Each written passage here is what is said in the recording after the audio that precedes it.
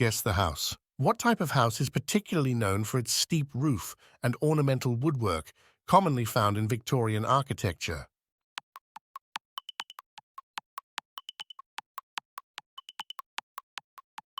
Victorian house. Which job involves designing buildings and often overseeing their construction?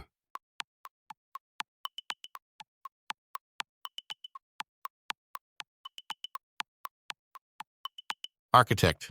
What craft involves using yarn to create fabric by interlocking loops with needles?